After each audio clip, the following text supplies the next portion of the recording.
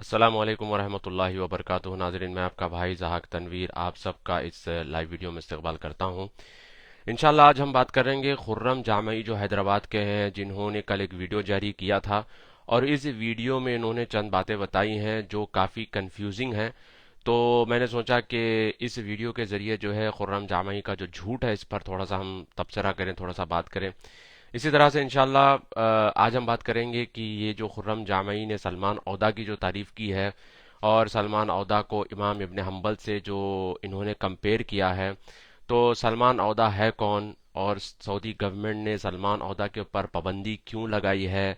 और इसी तरह से जो है तबलीगी जमात के ऊपर जो पाबंदी लगाई गई है तो इसके ऊपर भी हम थोड़ा सा तबसरा करेंगे। और फिर जो हजरात ये वीडियो जो है दूसरे जगहों से देख रहे हैं, जैसे कि बेंगलोर से, मुंबई से, केरला से, या फिर जो है दूसरे मुल्कों से देख रहे हैं, यूएस वगैरह से, तो जाहिर सी बात है वो लोग सोच रहे होंगे कि भैया खुर्रम जामई कौन है और इन्होंने क्या कहा है और इन्होंने मतलब ये क्यों कहा है। और थोड़ा सा जो है ना हम इसके ऊपर भी तबसरा करते हैं कि खुर्रम जामई है कौन, इन्होंने क्यों कही है बातें, कहाँ कही है ये बातें। और इसी तरह से इंशाल्लाह हम जो है आखिर में जो सलमान खान और जस्टिन बीबर को सऊदी अरब में बुलाया गया था, इसके ऊपर भी हम थोड़ा सा चर्चा करते हैं, थोड़ी सी बात करते हैं। लिमिटेड इन्फॉर्मेशन मैं इंशाल्लाह इसके ऊपर मैं आपको देता हूँ। एक डिटेल्ड वीडियो इंशाल्लाह फ्यूचर में मैं बनाऊंगा कि सॉफ्ट पावर वगैरह जो होता है और ये जो कॉन्सर्ट्स हो रहे हैं इसके ऊपर इंशाल्लाह मैं आगे जो है इस पे बात करूंगा। मगर फिलहाल हम बात करते हैं खुर्रम जामई के झूठ के ऊपर, जो कल इनका वीडियो आया था और इस वीडियो में जो उन्होंने बातें कही और बताई हैं। दोस्तों, बात दरअसल ये है कि खुर्रम जामई एक आलिम हैं या फिर एक प्रीचर हैं या एक स्पीकर हैं जो हैदराबाद के रहने वाले हैं, हिंदुस्तान हैदराबाद के ये रहने वाले हैं। और खुर्रम जामई को बुलाया गया था एक कॉन्फ्रेंस कॉन्फ्रेंस नहीं, प्रेस कॉन्फ्रेंस में इनको बुलाया गया था, जहां पर जो है सारी जमातें मिलकर तबलीगी जमात के ऊपर जो हिंदुस्तान में एक स्मीयरिंग कैंपेन चलाया जा रहा है, जिसमें जो है तबलीगी जमात के ऊपर पाबंदी और बैन लगाने की बातें चल रही हैं। इस चीज की सपोर्ट में, इस चीज की तायीद में जो है तमाम जमातें इकट्ठा हुई थीं कल। इस हद तक तो सही है, क्योंकि आप और हम भी इस चीज़ को सपोर्ट करते हैं कि तबलीगी जमात को लेकर जो हिंदुस्तान के माहौल में टेररिज्म के चार्जेस उनके ऊपर लगाए जा रहे हैं बिल्कुल गलत है। सऊदी के पस मंज़र में अलग है बात, हिंदुस्तान के पस मंज़र में अलग है। तो इस चीज़ को लेकर जो है एक प्रोग्राम रखा गया था जिसमें जो है अहले हदीस की तरफ से खुर्रम जामई साहब को बुलाया गया था। तो ये जो द सो कॉल्ड अहले हदीस स्पोक्स पर्सन बनकर ये खुर्रम जामई साहब वहां गए थे, तबलीगी जमात की उन्होंने तायीद की, देवबंद की कुर्बानियों की उन्होंने बात की, किस तरह से देवबंद के उलमा और अहले हदीस उलमा ने मिलकर आज़ादी की जंग, हिंदुस्तान की आज़ादी की जंग लड़ी है, इसके ऊपर उन्होंने बात की। यहाँ तक बिल्कुल सारी चीज़ें ठीक थी। अब उसके बाद उन्होंने जो टारगेट बनाया सऊदी गवर्नमेंट को, इसके बाद इन्होंने जो है अपने अंदर की छुपी हुई इखवानियत और दाइशियत को बाहर निकाला और फिर इन्होंने जो है सलमान औदा जैसे शख्स को सपोर्ट किया और फिर इनको इमाम अहमद बिन हम्बल से जो है कंपेयर किया और जो है सऊदी गवर्नमेंट को उस टाइम पर जो मुतसिम था या फिर जो हुकूमत थी जो इमाम अहमद बिन हम्बल के ऊपर जुल्म किया करती थी उससे उन्होंने कंपेयर किया। तो जाहिर सी बात है कि यहाँ पर ये जो चीज़ें इन्होंने कही हैं, ये चीज़ें मुझे लगता है कि ये अहले हदीस हजरात की नुमाइंदगी नहीं करती। मैं कोई अहले हदीस का स्पोक्स पर्सन नहीं हूँ, ना ही मैं अहले हदीस जमात से मुझे मेरा ताल्लुक़ है, ना ही मेरा उनके साथ उठना बैठना इतना ज़्यादा है। मगर चूंकि मैंने काफ़ी वक्त गुजारा अहले हदीसों के बीच में और मुझे पता है कि अहले हदीस हजरात सोचते कैसा हैं, उनके नज़रियात क्या हैं, तो मैंने सोचा कि इस पर यह चीज़ बोलना ज़रूरी है। वो इसलिए कि जब भी आतंकवाद या टेररिज्म या एक्सट्रीमिज्म का मामला पेश आता है तो सबसे पहले जो है अहले हदीस के नाम की पर्ची फटती है, और फटेगी भी क्यों नहीं।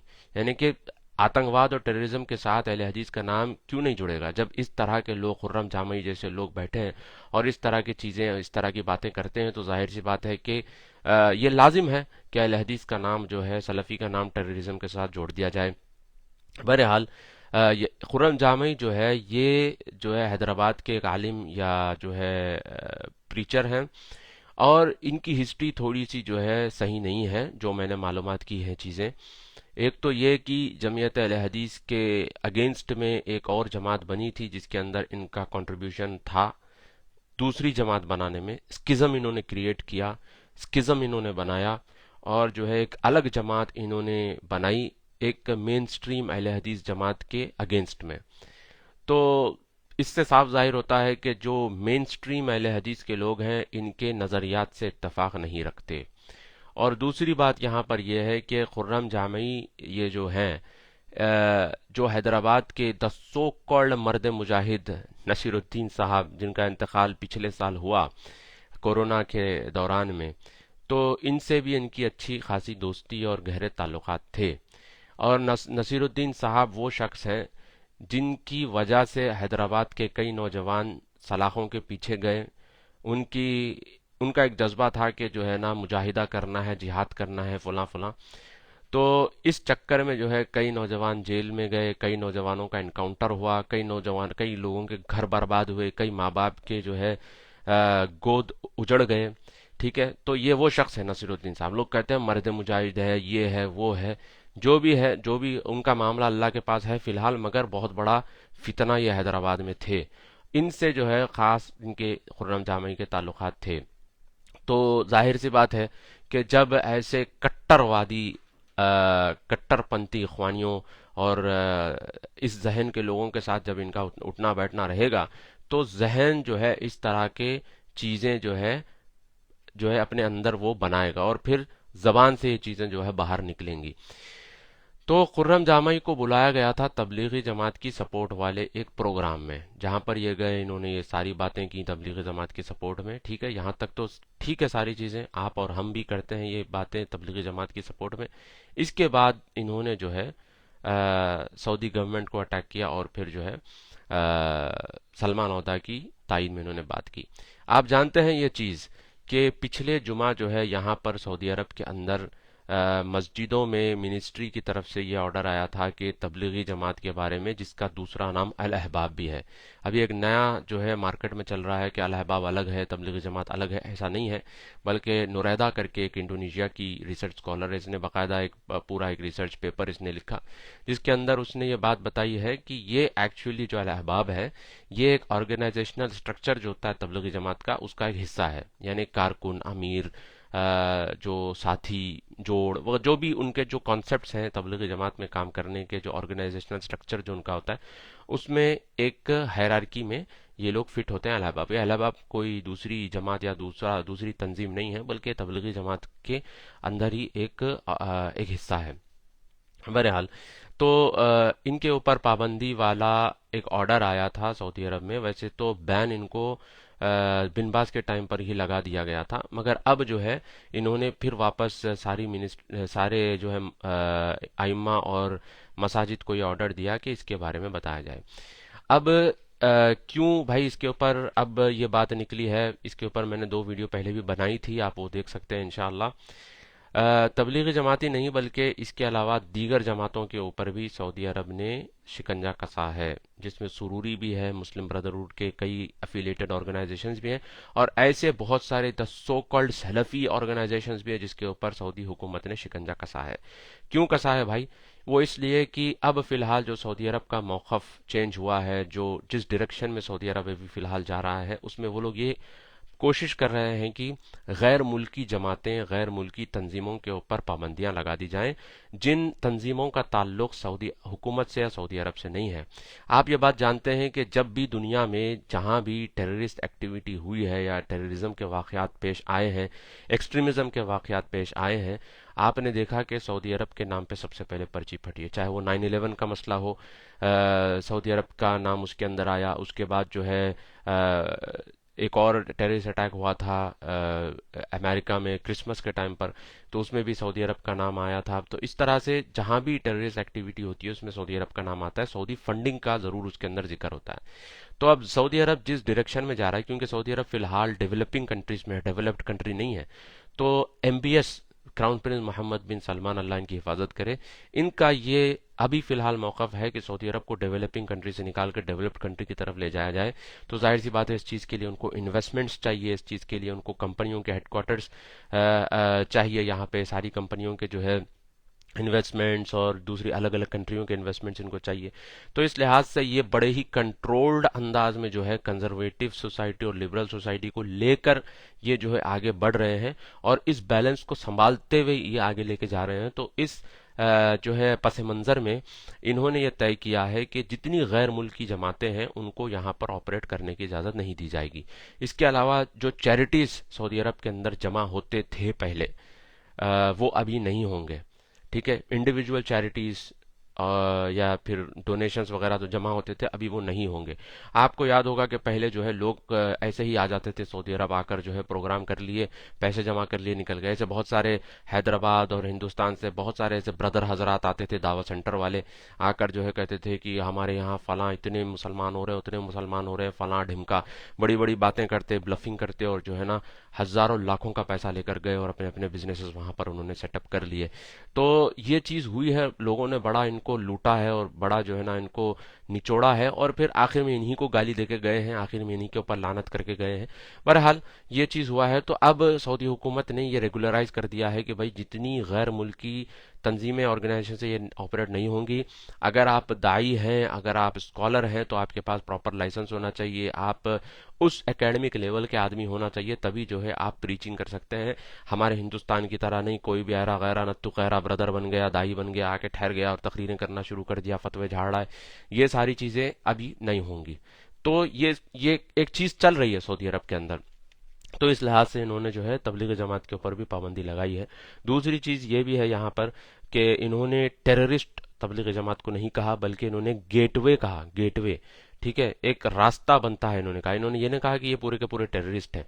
ठीक है, इन्होंने कहा है रास्ता यहाँ से हमवार होता है। तो जाहिर सी बात है कि अगर कोई शख्स जो है ना अचानक दीनदार बन जाता है तो कच्चा पक्का उसका दिमाग होता है। ये सिर्फ तबलीग जमात नहीं, बल्कि दूसरी जमातों के साथ भी यही प्रॉब्लम है कि अगर कोई नया बंदा आता है तो उसकी जहन साजी ठीक से नहीं होती है, उसकी तरबियत ठीक से नहीं होती, तो एक्सट्रीमिस्ट ऑर्गेनाइजेशंस और रेडिकल ऑर्गेनाइजेशंस इनको उठा लेती हैं और उनका उठा लेना आसान हो जाता है।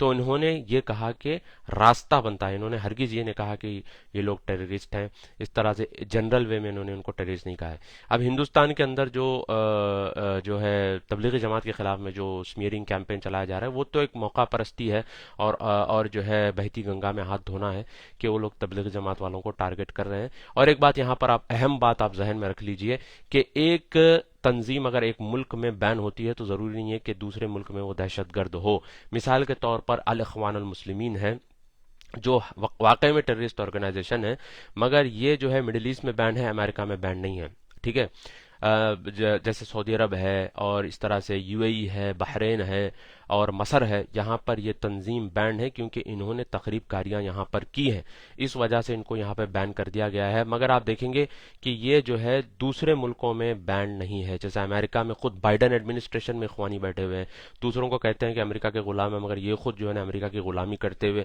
वहाँ पर बाइडन एडमिनिस्ट्रेशन में बैठे हुए ये लोग हैं। और यही नहीं बल्कि जो अरब स्प्रिंग हुआ था ठीक है, आपको याद है 2011 में अरब स्प्रिंग के नाम से शुरू हुआ था, जो मसर के अंदर, लीबिया के अंदर और सऊदी अरब के अंदर भी इन्होंने कोशिश की, बहरीन के अंदर, यमन के अंदर, दीगर मुल्कों के अंदर जो इन्होंने जो शुरू किया था, ये पूरा एक कैंपेन चलाया था हुकूमतों को पलटाने का। ये पूरा ओबामा और हिलरी क्लिंटन की मदद से अखवानियों ने पूरा इन्होंने क्रिएट किया था मिडिल ईस्ट के अंदर। तो इस लिहाज से मिडिल ईस्ट में ये लोग बैंड हैं, मगर ये लोग अमेरिका में बैंड नहीं है, बाकायदा ये लोग वाशिंगटन में बैठे हुए हैं, वहाँ की पार्लियामेंट में लोग काम करते हैं। तो पॉइंट असल में यहाँ पर यह है कि अगर एक ऑर्गेनाइजेशन टेररिस्ट ऑर्गेनाइजेशन एक मुल्क में समझी जाती है तो ज़रूरी नहीं है कि दूसरे मुल्क में भी वो टेररिस्ट ऑर्गेनाइजेशन समझी जाए, वहाँ पर वो टेररिस्ट ऑर्गेनाइजेशन समझी नहीं जाती। इसी तरह से तबलीगी जमात के बाज़ चीज़ों को लेकर सऊदी हुकूमत ने उनको गेटवे कहा, टेररिस्ट नहीं बल्कि गेटवे कहा टेररिज्म का। तो सऊदी अरब के लिहाज से है, सऊदी अरब के कॉन्टेक्स्ट में है, शायद इनकी सिक्योरिटी एजेंसीज को कुछ इस तरह की खबरें लगी है, शायद कुछ इस तरह के लोग पकड़े गए यहाँ पर, या फिर कुछ इस तरह की तकरीबकारी में कुछ लोग इन्वॉल्व थे। तो इन्होंने इसके यानी कि अपनी इंटरनल सिक्योरिटी के तहत इन्होंने इसको जो है terrorist organisation gateway to terrorism कहा है, ना कि जो है इन जनरल सबको कहा है। और ज़रूरी नहीं है कि इंडिया में भी ये टेररिस्ट ऑर्गेनाइजेशन हो, क्योंकि हम जानते हैं कि इंडिया में जो तबलीगी जमात काम करती है उनका ताल्लुक पॉलिटिक्स से नहीं होता, वो बिल्कुल कारकुन लेवल पे काम करते हैं, बिल्कुल सीधे साधे लेवल पर काम करते हैं। अब मिडिल ईस्ट का मसला ये है कि मिडिल ईस्ट में जो तबलीगी जमात इन्वॉल्व है, तो एक एक लेयर पे जो तबलीगी जमात वाले काम करते हैं वो बिल्कुल जो है कॉमन लेयर है। उसके ऊपर वाला जो लेयर होता है जहां पर तबलीगी जमात वाले काम करते हैं वो जो है इखवानियों का लेयर है। मिडिल ईस्ट की मैं बात बता रहा हूँ, ठीक है। और इसके अलावा तबलीगी जमात में बैत का कॉन्सेप्ट होता है। एक मेरे तबलीगी जमात वाले साथी उन्होंने कहा कि बैत मतलब वो हाकिम वाली बैत नहीं होती, एक तो फॉर्मेलिटी वाली बैत होती है। बहरहाल जो भी है, बैत का जो कॉन्सेप्ट है असल में जो अरब के लोग हैं ये अपने हुक्मरानों को बैत देते हैं। अब इसके अलावा अगर गैर मुल्क जाकर वहां पर अपने अमीर, कोई अपना उन्होंने अमीर बनाया है, वहां जाके वो लोग बैत दे रहे हैं, तो ये as a national security threat समझा जाता है। ये चूंकि कल्ट सिस्टम बन जाता है कि कल्ट है, उसका लीडर है, उसके हाथ पे बैत कर रहे हैं लोग जाकर, तो ये एक जो है एक थ्रेट समझा जाता है। तो इस लिहाज से सऊदी हुकूमत ने तय किया कि नहीं भाई, हम ये सारी चीज़ों को हम इजाज़त नहीं देंगे, ये इनका दाखिली मामला है, इनका इंटरनल मैटर है। इनके पॉलिटिक्स या इनके नेशनल सिक्योरिटी के फ्रेमवर्क में इन्होंने इस चीज़ को जो है इन्होंने सेंस किया और फिर गेटवे टू टेररिज्म का इनके ऊपर उन्होंने लगाया है। ज़रूरी नहीं है कि ये अमेरिका या इंडिया या पाकिस्तान, हर जगह जहां तबलीगी जमात काम कर रही है कि ये टेररिस्ट ऑर्गेनाइजेशन हो, ठीक है। ये अहम बात आप जहन में रख लीजिए। अच्छा, इसके अलावा जो है बात है वो है सलमान औदा के ऊपर, जिसकी तारीफ के पुल जो है खुर्रम जामई साहब जो है अपने वीडियो में बांध रहे थे। वो है सलमान औदा है कौन, सलमान औदा को सऊदी हुकूमत ने पकड़ा क्यों, अंदर क्यों डाला सऊदी हुकूमत ने सलमान औदा को, ये बहुत अहम सवाल है। अक्सर लोगों को मालूम नहीं होता। अक्सर लोग आके कहते हैं कि सऊदी में हक बोले तो जेल में डाल देते हैं। तो ऐसा नहीं है कि भाई कोई भी हक बोला तो उठा के जेल में डाल दिए। हक तो बहुत सारे उलमा बोलते हैं। अभी नेशनल डे के खिलाफ में खुद साले फौजान का फतवा है, अलिफ्ता की वेबसाइट पर, सऊदी अरब की ऑफिशियल वेबसाइट पर नेशनल डे के अगेंस्ट में फतवा है, कॉन्सर्ट्स के अगेंस्ट में फतवा है। क्या उनको पकड़ के डाल दी सऊदी हुकूमत? नहीं डाली।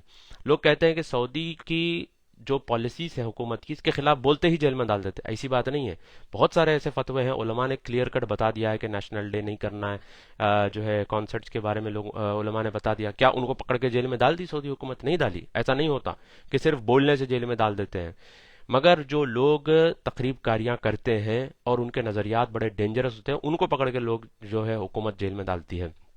उसमें से एक सलमान औदा और सफर हवाली भी है।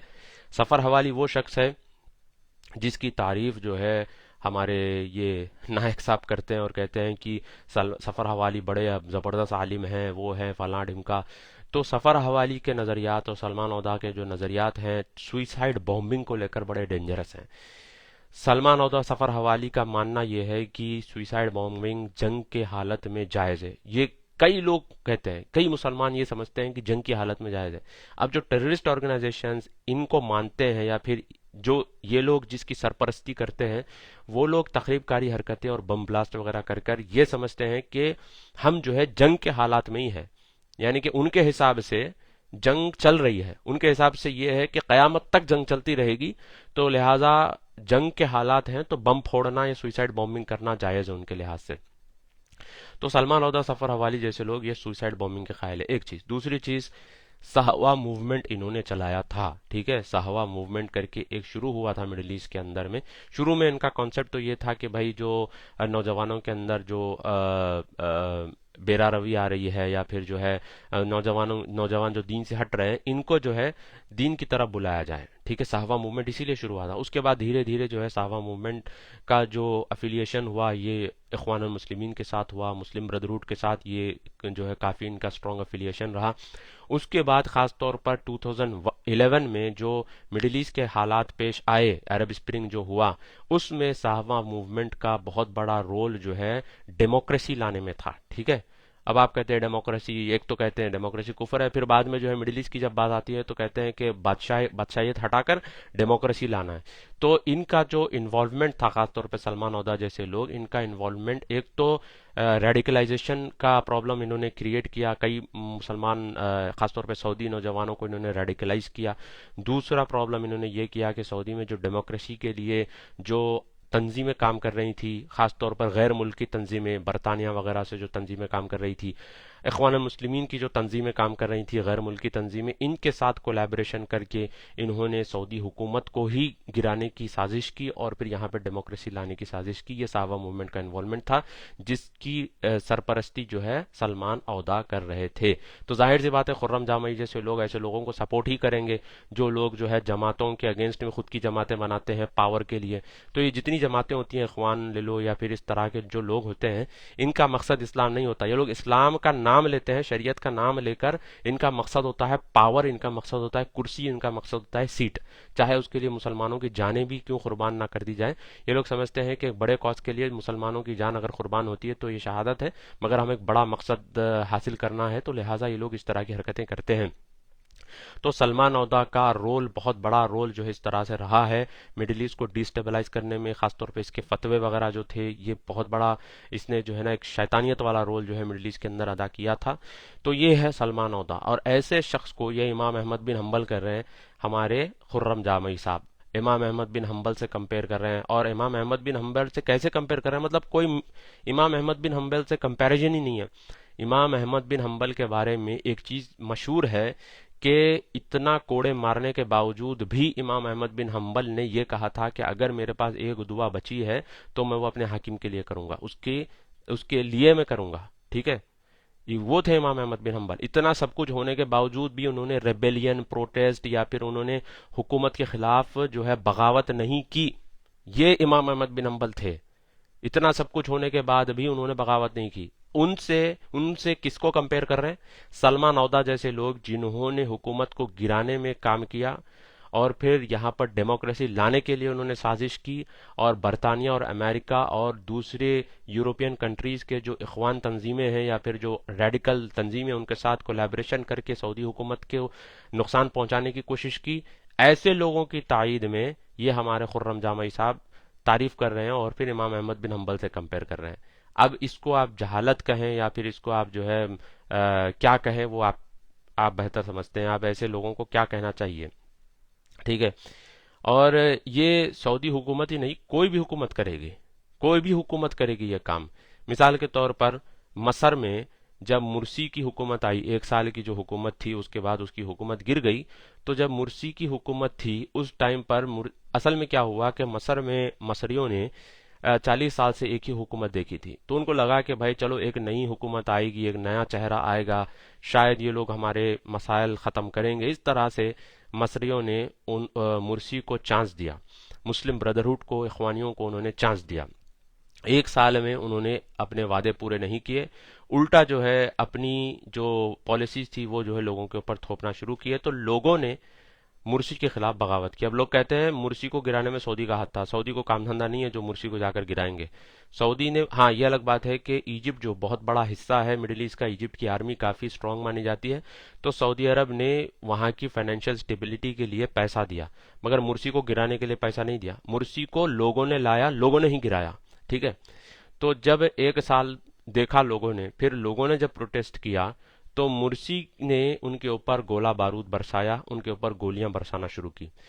अब वहां के लॉ के हिसाब से यह है कि मिलिट्री पावर जो होता है वो आ जाता है और आकर कंट्रोल ले लेता है जब मुल्क के हालात खराब होते हैं।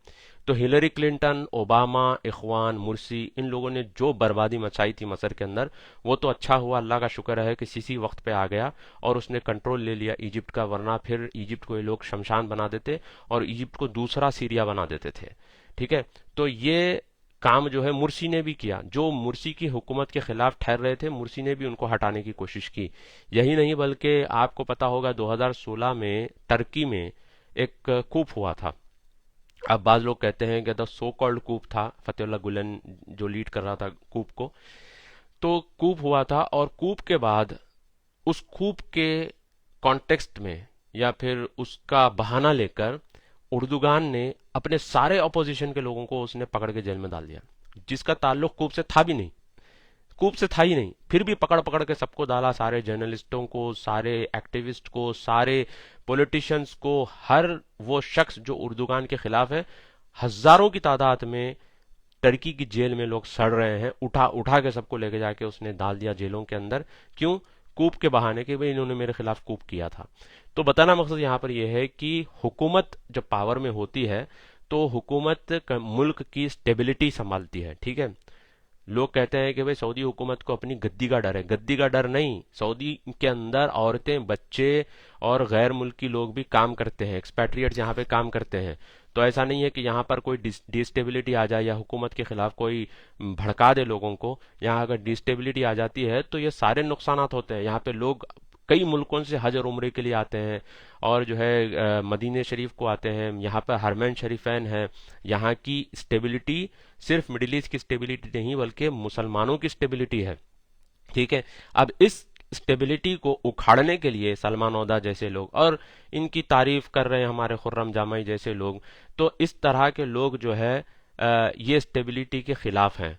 और असल में देखा जाए तो ये स्टेबिलिटी के नहीं बल्कि ये मुसलमानों के खिलाफ हैं, ठीक है। तो ये चीज़ जो है यहाँ पर है, और जो लोग चाहते हैं कि ये चीज़ यहाँ नहीं रहे, या फिर ये अल सऊद फैमिली के खिलाफ में जो भड़काऊ भाषण करते हैं या फिर इनके खिलाफ में बगावत की बातें करते हैं, दर हकीकत में ये लोग मुसलमानों के दुश्मन हैं। क्योंकि ये सिर्फ अल सऊद अपनी सीट के लिए नहीं है, बल्कि ये जो पूरा लाखों करोड़ों की तादाद में औरतें, बच्चे जो यहाँ पे रहते हैं और अलग अलग जगह के जो लोग यहाँ पे रहते हैं, तो ये इन सब की सिक्योरिटी की जिम्मेदारी अल सऊद की ऊपर है। और फिर जाहिर सी बात है कि वो इन सारी चीज़ों को मद्देनजर रखते हुए अपने स्टेप्स को आगे लेते जाते हैं। बहरहाल ये एक चीज़ हो गई। अब आखिर में हम बात करते हैं कि जो है, जैसे मैंने कहा था कि सलमान खान और जस्टिन बीबर को जो यहाँ पर बुलाया गया था, उसके ऊपर भी मैं एक दो पॉइंट्स रख देता हूँ। एक चीज़ होती है स्पोर्ट्स डिप्लोमेसी, एक होता है कल्चरल डिप्लोमेसी। तो अक्सर लोग जो है, अक्सर कंट्रीज जो है टाइप टू डिप्लोमेसी में यकीन रखते हैं। आप इसके बारे में पढ़िए जाकर, टाइप टू डिप्लोमेसी या फिर कल्चरल डिप्लोमेसी या स्पोर्ट्स डिप्लोमेसी। तो स्पोर्ट्स के जरिए जो है एक मुल्क दूसरे मुल्क से ताल्लुकात बनाता है, ठीक है। तो इसमें नॉन गवर्नमेंट के लोग इन्वॉल्व होते हैं, यानी कि हुकूमतें इसके अंदर इन्वॉल्व नहीं होती, बल्कि गैर हुकूमती लोग जो होते हैं इसके अंदर इन्वॉल्व होते हैं। और फिर दोनों हुकूमतों या दोनों मुल्कों के दरमियान में एक रिलेशन कायम करने में इनका बहुत बड़ा रोल होता है।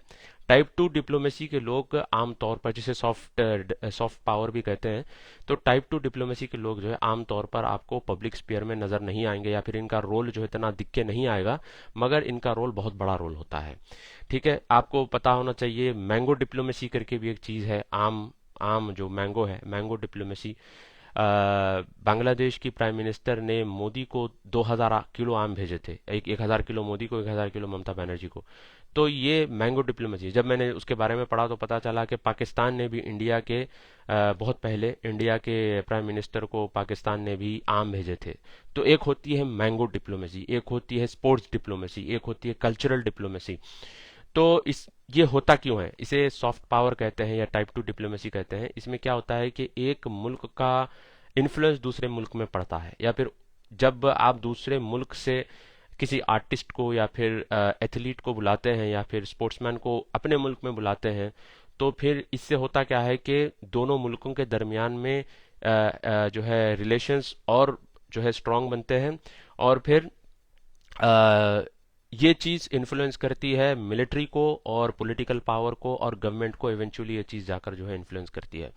अब जस्टिन बीबर जब आ रहा था, अब उसूलन अगर देखा जाए तो जस्टिन बीबर को अंग्रेज सपोर्ट करना चाहिए था कि भाई जाओ जाकर सऊदी अरब के अंदर जो है मुसलमानों के अंदर नंगापन फैला दो, ठीक है। मगर जब जस्टिन बीबर आ रहा था उस टाइम पर कई ऐसी तंजीमें जो अमेरिका की गैर मुस्लिम तंजीमें हैं, इन्होंने जस्टिन बीबर को प्रेशराइज किया कि तुम सऊदी अरब मत जाओ। उसूलन टेक्निकली अगर देखा जाए तो जस्टिन बीबर को भेजना चाहिए था कि जाओ जाके मुसलमानों को जो है वहां पर तुम बर्बाद कर दो, नहीं, बल्कि उन्होंने एतराज किया कि तुम वहां मत जाओ। क्योंकि इससे होता क्या है कि जस्टिन बीबर हो गया या सलमान खान हो गया, जब वो लोग आते हैं तो ये कल्चरल डिप्लोमेसी का एक रोल यहाँ पर प्ले करते हैं, जिसकी वजह से सऊदी अरब में इन्वेस्टमेंट्स आते हैं, और सऊदी अरब का जो फॉरेन इन्फ्लुएंस है, दूसरे मुल्कों में जो इमेज है, वो इमेज जो है बॉल्स्टर होता है। तो बहरहाल ये सारी चीज़ें इसके पीछे होती हैं। तो अगर आप मुझसे सवाल करेंगे कि भाई कॉन्सर्ट हलाल है कि हराम है, मैं बोलूँगा कि भाई हराम है। अगर आप मुझसे पूछेंगे कि आप कॉन्सर्ट में जाते कि नहीं जाते, मैं बोलूंगा कि मैं नहीं जाता कॉन्सर्ट में। क्या आप लोगों को भेजेंगे कॉन्सर्ट में, मैं बोलूंगा नहीं भेजूंगा मैं कॉन्सर्ट के अंदर। अगर आप ये पूछेंगे कि सऊदी हुकूमत जो कॉन्सर्ट कर रही है आप इसको सही समझते हैं, तो मेरा यहाँ पे बोलने का मकसद ये है कि मेरे सही गलत बोलने से कुछ होने वाला नहीं है। और ये सऊदी अरब का इंटरनल मामला है। सऊदी अरब अगर कॉन्सर्ट कर रहा है, सलमान खान को बुला रहा है, जस्टिन बीबर को बुला रहा है, तो ये उनका जाती मामला है, ठीक है।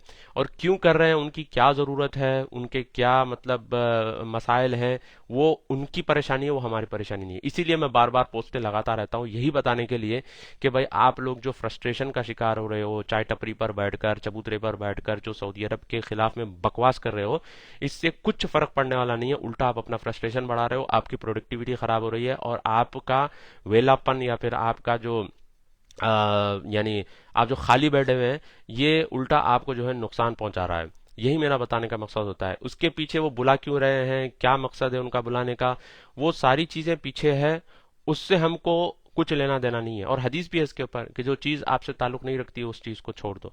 तो बहरहाल ये चंद पॉइंट्स थे जो मैंने सोचा कि आपके सामने रखूं। और आखिर में बात यह है कि जो जमीयत अहले हदीस हैदराबाद की है, उनसे भी हमारी रिक्वेस्ट है कि इस तरह के गैर जिम्मेदार लोग, खुर्रम जामई जैसे गैर जिम्मेदार लोगों को आप जो है चांस मत दीजिए कि वो इस तरह की बातें करें और इस तरह की हरकतें करें और अपने अंदर की इख्वानियत और दाइशियत लोगों के सामने रखे, जिसकी वजह से लोगों को ये लगे कि सलफ़ी और अहले हदीस हजरात भी जो है इस तरह के लोग हैं कि ये लोग अंदर ऊपर से तो सलफ़ी हैं मगर अंदर से ये ख़वानी और दाइशी हैं। एक गलत मैसेज और गलत इमेज जो है लोगों के जहन में पड़ता है।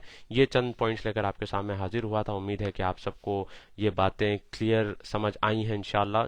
जो हक़ है वो अल्लाह की तरफ से है और जो गलत है वो मेरे नफ्स और शैतान की तरफ से। अल्लाह से मैं इस चीज़ की पनाह चाहता हूँ और मैं जो है आप सबसे रुख्सत लेता हूँ। बहुत बहुत शुक्रिया कि आप लोगों ने वक्त निकाल कर ये वीडियो देखा है। मैं चंद कमेंट्स देख लेता हूँ, फिर उसके बाद जो है मैं इस वीडियो को एंड करता हूँ। अ, जहाक भाई जैसा आप, क्या है कमेंट क्या है, अच्छा कमेंट ऊपर चला गया। फरीद शेख कह रहे हैं भाई बांग्लादेश और इंडिया के अंदर कोकोनट और एलिश फिश का डिप्लोमेसी भी, अच्छा कोकोनट डिप्लोमेसी भी और फिश डिप्लोमेसी भी है इंडिया बांग्लादेश के अंदर। देखो नई चीज़ पता चली माशाल्लाह। इब्ने आदम कह रहे हैं जज़ाकल्लाह खैर। जहांगीर आलम कह रहे हैं शुक्रिया। अ,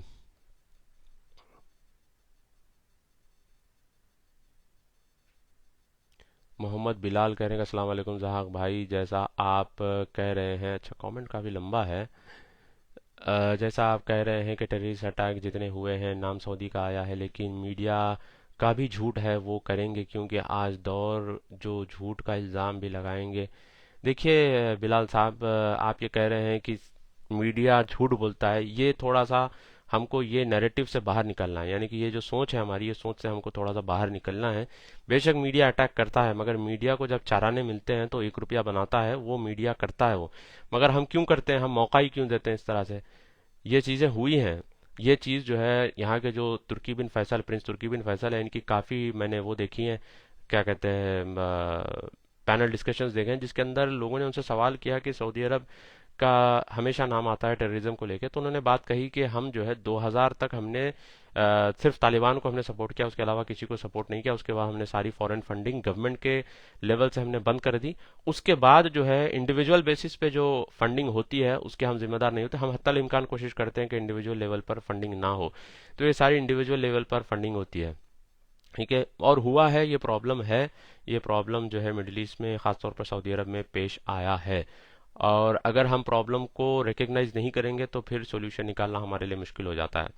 इमरान अली साहब कह रहे हैं कि हाउ यू नो खुर्रम जामई इखवानी। भाई ये पूरी जो कहानी मैंने अभी सुनाई है उसी के ऊपर है, बराए करम आप देख लीजिए।